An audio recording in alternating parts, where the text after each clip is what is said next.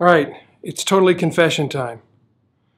I realized I've been doing something that I actually don't believe in. I don't believe it's right, but I've been doing it, and I'm going to come clean with you guys.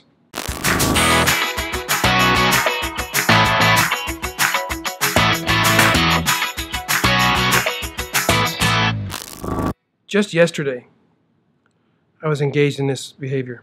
I was a little stressed out, and I found myself saying the words, I have to do this task, I have to do that task, I have to complete these things before I can rest. And what happened was, I was tired, and I laid down on the sofa in my office, this one, and 2 hours later, I woke up. I felt refreshed and revitalized and energized. And then I went home and had dinner with my beautiful wife, and we had some wine, and then I slept for another like 6 or 8 hours. And all that stuff I said I had to do before the day was over, I didn't have to do. You don't have to do anything. Now, there may be consequences, like if you don't brush and floss, you may have the consequences of having cavities or gum problems. You probably will. So brush and floss, for crying out loud. It's not that hard to do. But you don't have to. You don't have to show up for work. You don't have to live where you live currently. You don't have to dress the way you dress. You don't have to do anything. You can change everything in your life in a day. All you need to do to make that happen is to make a choice. And that's what life is about. It's about a series of choices and the consequences those choices yield. And you either like the consequence or you don't, and you alter your choice next time based on the consequence you've enjoyed or suffered, depending on how you interpret it. And that's another choice you get to make, how you interpret things. Ask yourself this question: is it possible for someone to take something that is pleasurable and turn it into something that is painful? You know the answer to this already. It is possible. We do it all the time. Is it possible for somebody to take something that's painful and turn that into pleasure? Yes, that is possible also. I don't know what you're thinking about, but I'm thinking about exercise.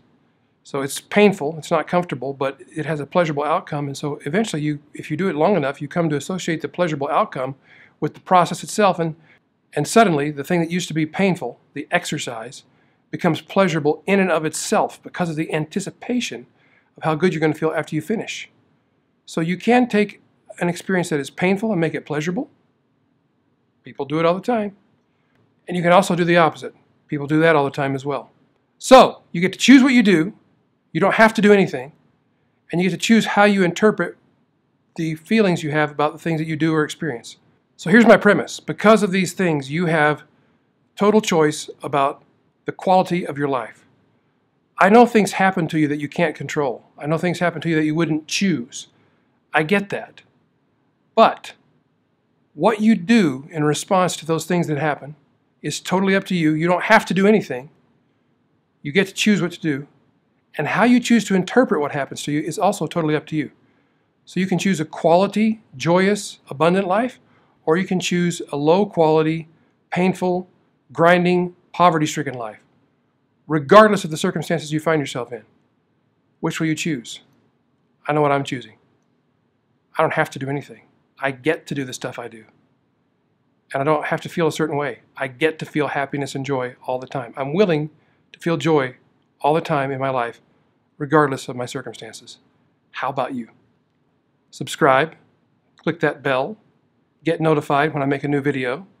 And if you like this, give it a thumbs up or a like, share it. And what do you think? Do you get to decide the quality of your life or not? I'd love to hear from you. Put it below. Until next time, peace, prosperity, and long life. Ciao.